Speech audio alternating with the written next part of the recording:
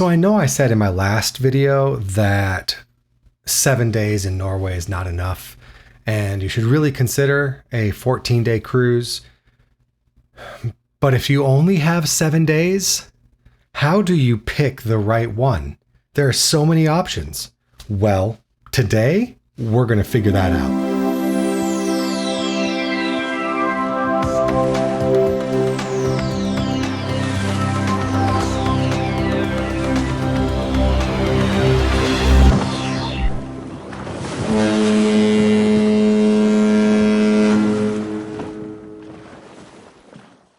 Welcome to This is the Cruise. I'm Clint, and this is the channel where we look at future cruise itineraries and try to figure out if this is the cruise for you. Today, we're going to use one ship's varying 7-day itineraries across the 2024 Norway cruise season.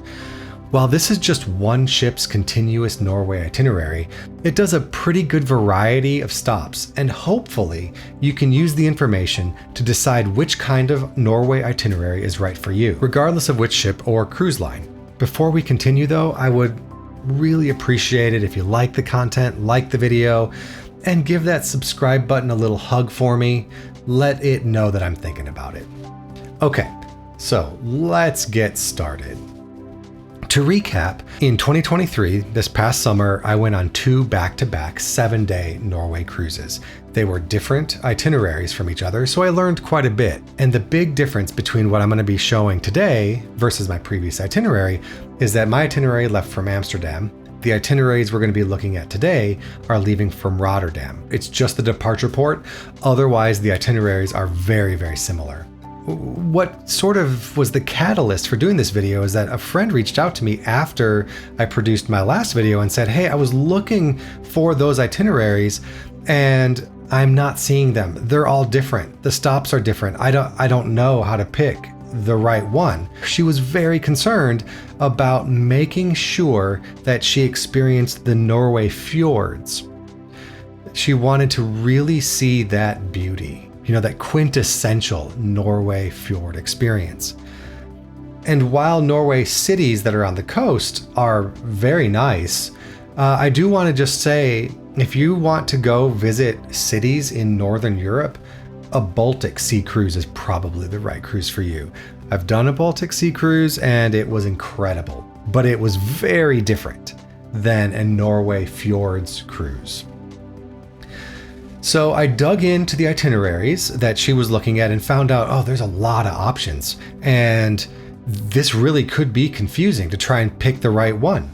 So I stepped back, I looked at how we could rate them and how we could help make that selection a little bit easier. To do that though, I'm only going to look at Holland America's 2024 7-day Norway itineraries on the Rotterdam. It's confusing because it's the ship name and it's the departure port as well. The Holland America Rotterdam ship is leaving from the Netherlands, from Rotterdam in the Netherlands. Rotterdam in the Netherlands? I wouldn't say it's leaving from New York in the Americas. Anyway, my friend's goal is to do a 7-day cruise and then do a 7-day sort of self-guided land tour as well. I think that's a wonderful idea. So how do we make sure that we can get her set up with the best fjord and beauty experience? So I did some research. I came up with a new rating system and we're going to apply it to these itineraries. Almost all Norway 7-day cruises on mainstream cruise lines have 4 stops bookended by 2 sea days. They usually leave from England, the Netherlands, or Denmark, and then they cruise up for a day, stop in 4 different places over the next 4 days, and then cruise back on the last day. A Norway itinerary can generally be broken down into 3 different categories.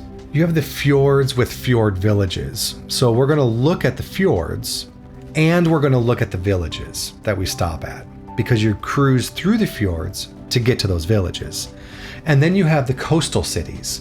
The coastal cities are all along the outer edge or rim of Norway itself, and they come up against the North Sea. I'm including Oslo in the coastal cities because it is actually a city proper.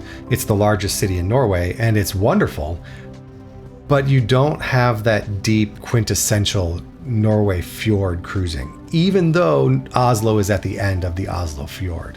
So I'm going to give these itineraries a fjord score based on the fjord that you cruise, and then I'm going to give it bonus points for either the fjord village, and depending on what you can do in that village, or the coastal cities that have some added beauty. So what should you do if you're looking at a cruise that has slightly different itinerary than this? I'm going to show you what I'm doing using Google Earth to see where the stops actually are in Norway and to see what fjords they're connected with. So you could do the same thing with any city, obviously, in the world. Even though you can do this with any itinerary, if you would like me to dig in for you, I'm happy to do so. Let me know in the comments below and we'll take a look. Okay, let's start with the coastal cities here. So like I mentioned, all of these cruises start in Rotterdam. From Rotterdam, you're going to cruise up and have 4 stops. So let's run through the cities really quick. The first city that we're going to look at is Oslo. Oslo, as you can see, is at the end of the Oslo fjord, but it's a very large city and has incredible architecture and wonderful museums. So it is a good cruise stop. I'm not saying it's not, but for Oslo, it gets a bonus score of 0. It doesn't bring any additional necessarily beauty, natural beauty. Then there's Kristiansand. Kristiansand is a coastal city here. Again, it doesn't add any extra bonus points to our itinerary score. Full disclosure, Kristiansand was actually my wife and I's favorite stop on our itinerary. It was our favorite city stop. Then you have Farsund. It only has a population of a little over 30, let's say 3,500 people, give or take. So it's a small port.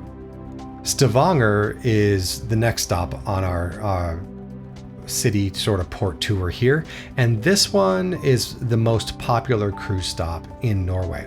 You're more likely to have more ships in port with you than any other port that you could potentially stop at.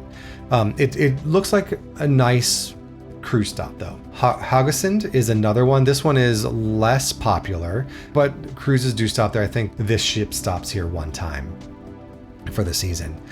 Kind of coming up along the coast, we get to Bergen. Bergen is the only city here for this itinerary that actually includes a UNESCO World Heritage Site. It's a very cool place to visit, and Bergen is going to earn our itineraries 2 extra bonus points for this stop. You can see it's surrounded by these beautiful hills. You can take the funicular up and overlook the city, and it's really impressive.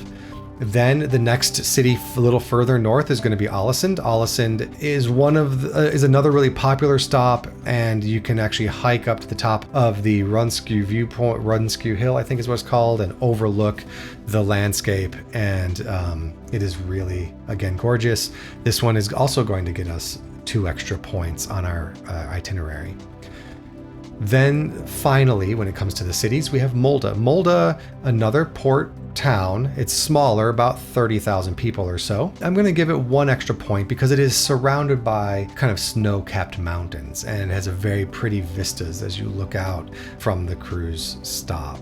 So really nice. All right, let's go ahead and we're going to now run through our fjord villages. And our first stop here is Geiranger. Geiranger is a stunning little village at the end of the Geiranger Fjord and is beautiful.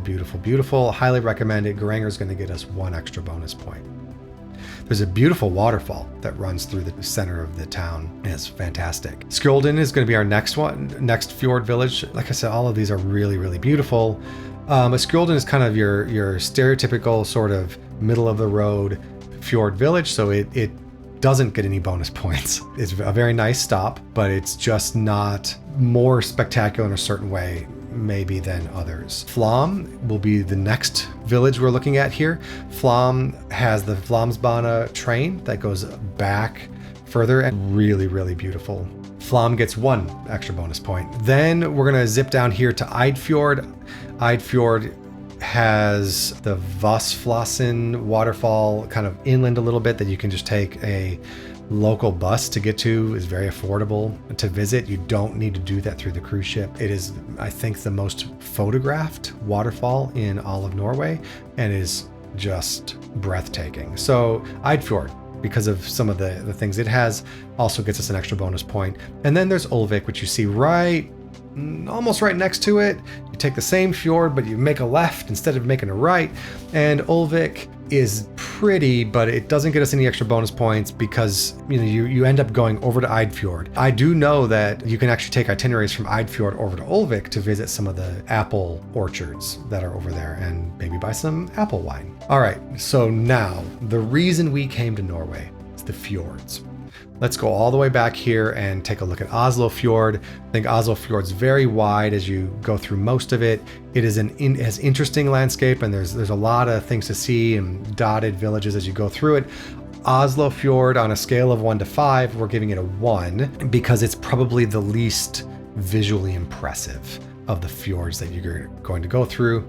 Then there's Hardanger Fjord. Hardanger Fjord actually gets us back to Eidfjord or Ulvik. The thing to note about Ulvik and Eidfjord is if you're not going that far back, there is actually a bridge that not every cruise ship can fit under. So Eidfjord or Ulvik are great because you actually have to, they do have that kind of extra thing. People go out on the upper decks and just watch this bridge. It feels like it's going right over your head. That's pretty nice. Hardanger Fjord gets 3 bonus points. It's a really popular, beautiful fjord to cruise through, but it is kind of that standard. Sognefjord would be the next sort of standard. 3 bonus points for Sognefjord. It is the longest and deepest fjord in Norway. Typically, if you take it all the way to the end, you're kind of going all the way back to Skjolden. However, if you're going to go down to Flåm, you actually have to go through the I'm going to stumble over this, the Nairo Fjord. I don't know how to pronounce it. It's very tough for me.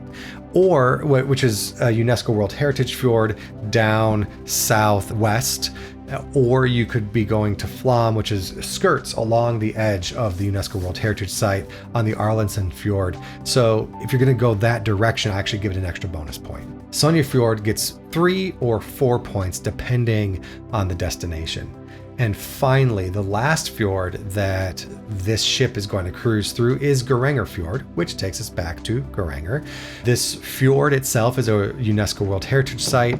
You have along the fjord as you cruise, most of these have waterfalls, right? But Geiranger Fjord has the 7 Sisters and the Suitors. It's unbelievably stunning and very romantic as you cruise through there. So Geiranger Fjord is the penultimate, if you will, fjord to cruise, and definitely worth doing. So we're going to step through these itineraries and rate them. I'm going to do this relatively quickly now that we've sort of set the stage. We're going to follow the ship's itinerary and see which 7 days ranks the highest for cruising the fjords. Remember though, as I'm rating these scores are in comparison to Norway. Everywhere that you stop is beautiful, including the coastal cities. It's landscape unlike anything else in the world, and it almost feels sacrilegious to even be saying that Oslo Fjord gets a 1 and that Skjolden gets a 0 for a village because everything is so beautiful. But you sort of have to say, all right, if I could do any, which would it be? So I'm doing this hard work for you. It's my lot in life. It's what I gotta do. And if I'm wrong, let me know in the comments below. What do you think is the most beautiful stop in Norway?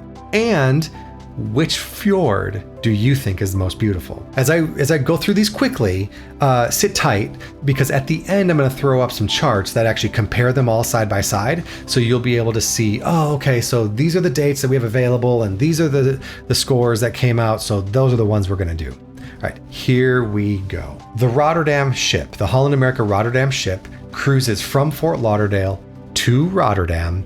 Has a few stops there. This happens in middle of April. I don't think I would go on this cruise. There's too many sea days with not enough stops. And then we start with the Taste of Norway and Scotland itinerary. This is a pretty good itinerary if you want a bit of variety. I would actually give this Clint Cruisability score relatively high because you're hitting different countries. And the stops are unique from each other. However, for Clint's Cruisability score Norway Beauty Edition, it gets a 4 because it goes to Eidfjord through the Hardanger Fjord, which is just 4 points. Then we have the Scandinavian Fjords and Capitals. This cruise is unique in that the ship only does this cruise one time. So if you want to get all the way up to Molde, it's on your bucket list for some reason, this is your shot. So we're gonna go to Eidfjord, Geiranger, Molde, and Bergen. The fjords get 8 points. After bonus points, you get a score of 13. That's a really solid score. Then the ship does a 14-day kind of Britain, Scotland, Ireland itinerary on May 11th, which it repeats later in the year. Then we have another 7-day, the Norse Legends. Holland America just calls it the Norse Legends. I'm actually calling it the Norse Legends Geiranger because they have a number of Norse legend itineraries that are a little bit different than this, and this is kind of what was throwing my friend off. So I've cruised this exact itinerary. Here, this one leaves on May 25th. You do 2 fjords. You have the Geiranger Fjord and Hardanger Fjord, which we've looked at, 2 Eidfjord, Geiranger, and then you have Ålesund and Bergen as your port cities. This one gets a Clint's Cruisability score, Norway Beauty Edition of 14. Next, we have the Viking Sagas Flam Edition, because again, Holland America has 2 different versions of the Viking Sagas itinerary. We almost cruised this itinerary. As those of you who may have cruised on the regular know, sometimes itineraries change. This one goes to Oslo, Kristiansand, Stavanger, and Flam. You can see there are 3 cities there and then 1 fjord village. We ended up not being able to go to Stavanger because of an itinerary change, and that was fine. But again, Kristiansand was one of our favorites. This one gets a Clint's Cruisability score, Norway Beauty Edition, of 6. Then Holland America has a 14-day Norway cruise that actually goes above the Arctic Circle with a bunch of interesting stops, cruises across North Cape, and then has 3 or 4 stops in 4 stops in Scotland area. It's very cool. But there are no fjords here, and it's also 14 days, and we're not looking at 14-day cruises. Sticking with the 7 days, the next itinerary on June 22nd is the North Legends Skjolden edition. This one goes to Eidfjord, Skjolden, Ålesund, down to Farsund, and then back to Rotterdam. So this one gets a Clint's Cruisability score of 9. Could have gotten to 10 if it went to Flam instead of Skjolden. Nothing against Skjolden. It's a beautiful cruise in, and you're taking the entire fjord through the Sonja Fjord. So that's pretty cool, but you miss the UNESCO World Heritage fjords, which are just breathtaking. And so it doesn't quite score as high as it could. All right, next, Viking Sagas Skjolden edition. Again, these are 2 back-to-back, and it's unfortunate that these are back-to-back because you go to Skjolden back-to-back if you did a double booking. This one gets a Clint's Cruisability Norway Beauty Edition score of 7. You have Ulvik, Skjolden as your fjord villages, and Kristiansand and Oslo as your port cities. 2 places that I absolutely would go back to. On July 6th, the ship makes a pretty big itinerary change and only goes to Stavanger, and then has a really interesting Norway Northern Isles itinerary, a 14-day cruise, and maybe you may see me on that one. We'll see. All right, then the ship goes back to its standard Norway fare, here with another Viking Sagas to Flam. We already looked at this one, a score of 6. And then the ship does the Norse Legends Geiranger again. We've looked at this one for a score of 14. This is on July 27th, and is probably the best date. The rain is over. It's not yet raining again because the season isn't over yet. You're kind of right in the peak season, so you have the best chance of sunny, beautiful skies here. Then we go back and do a Britain, Scotland, Ireland cruise for 14 days, and then we get back to our 7-day cruise again, where we do the Norse Legends Flam edition. This is the only Norse Legends Flam cruise. So we're going to go to Stavanger and Eidfjord and Bergen and Flam, all of which are really interesting stops, with Stavanger probably being the weakest stop here in this context, right? This one gets a Clint's cruisability score of 11. Pretty nice. Then we have another Northern Isles cruise. This is interesting because we're getting close to the Northern Lights season. Close. But we're starting to get a little bit later in the season. Then we have another Viking Sagas Flom itinerary. We've looked at this one. Score of 6. However, now we're in September and we're starting to, if you have a chance to see the Northern Lights, this would be the season. However, it starts to get more rainy. So you have that, maybe we'll see it, maybe we won't. Just make the best of it, right? If you don't see them, hopefully you didn't miss the beauty on the ground. Then we have the Norse Legends Geiranger itinerary, which goes up to Ålesund, which is the northernmost stop in the latter half of the season of this itinerary. We've looked at this itinerary, score 14, again, late in the season. I'm thinking Northern Lights, but I'm also concerned about the rain coming in. Then there's a huge shift where the ship does a Jewels of the Baltic cruise. I think this is a 14-day, if I'm not mistaken. Very, very cool itinerary. I will be reviewing Baltic cruises sometime soon and sort of sharing my experience having done those. Then the ship leaves Rotterdam on October 12th and cruises back to Fort Lauderdale. That is the itinerary, the entire Norway itinerary for Holland America's Rotterdam. Back to back to back to back. Sounds like a pretty good way to spend your summer, if I'm being honest. Okay, let's look at these really quick. Here is a breakdown of the Norse legends, and you can see here the dates on the left with the score and then the ports of call, as it were. Ålesund, Bergen, Eidfjord, and Geiranger for the first set. That is the strongest itinerary here. It is just breathtaking. On June 22nd, you get a pretty big variation here with Skjolden and Farsund as your stops. And then August 17th is a really nice itinerary by going to Bergen, Eidfjord, and Flom, with Stavanger as sort of your port city. The Viking Sagas is a little bit of a weaker itinerary. Flom would be sort of your, sort of the peak stop in all of these. So June 1st, July 20th, September 14th are all good itineraries. What's interesting is that the June 29th Viking Sagas itinerary scores, it's the Skjolden one, scores a little bit higher, but I probably would rather go to Flom, if I'm being honest. Here are the full 7-day itinerary sort of back to back, and you can see where the overlaps are. Eidfjord kind of crosses these itineraries in particular. That's great because Eidfjord's a really great stop. Ålesund, a couple of itineraries have Ålesund, which is another really good one that I would, could recommend. And again, if you're like my wife and I, you like cities that aren't too big, that have enough vibrancy of life, but also have enough nature that's really accessible and have that sort of very down-to-earth feel. And that for us was Kristiansand, for sure. We really liked Kristiansand. All right, one more chart here before we kind of start to wrap up a little bit. This one shows you by date, and you can see the scores. I'm looking at May 25th. That's maybe a little bit early for the Norse Legends, but if that's your window to go, go. The good thing, here's the thing I want to mention about this, about May 25th, is that the glaciers are still melting. They're just starting to melt, but they're melting, and there's a lot of water coming down. The rainy season is kind of coming to an end, so the waterfalls are going to be at their peak. And then as you go through the season, the water does start to diminish. I mentioned that we had an itinerary change where we did not go to Stavanger. We ended up going back to Eidfjord. So the first week we went to Eidfjord, and the waterfalls were just spectacular coming down the fjord walls, the cliff walls.